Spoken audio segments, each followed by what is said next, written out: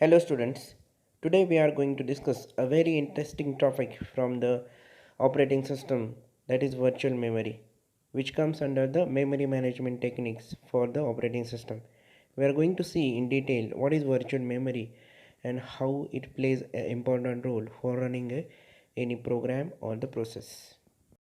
Today's lecture we are going to see the concept of virtual memory, need of a virtual memory, importance, advantages and disadvantages of the virtual memory, address space and memory space concepts.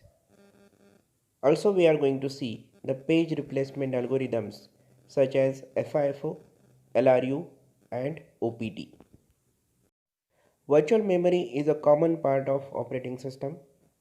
It refers to something which appears to be present but actually it is not. The virtual memory techniques allow the users to use more memory for a program than the real memory of a computer. Now here the real memory refers to the random access memory or the RAM.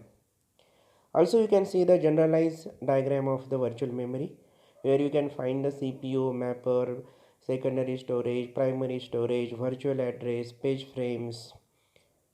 We are going to see step by step and the detailed concept of the virtual memory.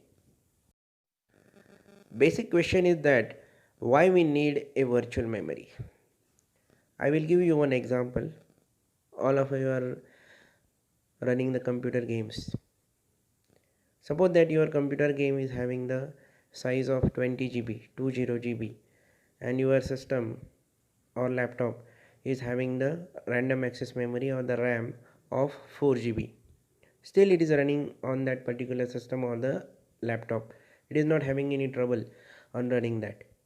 But primarily if you go to the basic of the memory management, any program or the process, if it has to be run, it should be present in the random access memory or the RAM. We know that. Now you might wonder that if your program or your game is having the size of 20 GB and your system is having the RAM of only 4 GB, still it is not finding any trouble on running on that particular system. So how this happens? So this is the magic of the virtual memory, and we are going to see this virtual memory plays in detail a very important role for running a program or the process on a system. Just now we have saw the example of running a computer game of size 20 GB on the system which is having the random access memory or the RAM of size 4 GB. So here how the virtual memory come into the picture. Now the virtual memory technique divides the program or the process into the parts, and only that part which is required at that particular moment is present in the random access memory or the RAM. Otherwise the rest of the part is resides in the hard disk or the secondary drive. So what happens here, your program is running but only the part which is required is present in the RAM and the remaining part is present in the secondary memory. So program is running and it appears that your whole program is present in the random access memory, but that is not the actual case. The some part is present in the hard disk or the hard drive. That's why it is called as a virtual and it is termed as a virtual memory. So there are various techniques for doing this particular process. Paging and segmentation are the two major techniques for the implementation of the virtual memory. We are going to see the paging and segmentation techniques in detail.